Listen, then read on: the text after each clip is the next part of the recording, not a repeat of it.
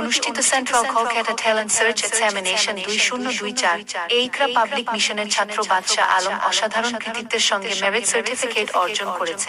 বিদ্যালয়ের শিক্ষক শিক্ষিকারা জানান, এই সাফল্য কেবল একজন ছাত্রের নয়, বরং গোটা ইকরা পাবলিক মিশনের শিক্ষাগত মান ও পরিশ্রমেরই প্রতিফলন।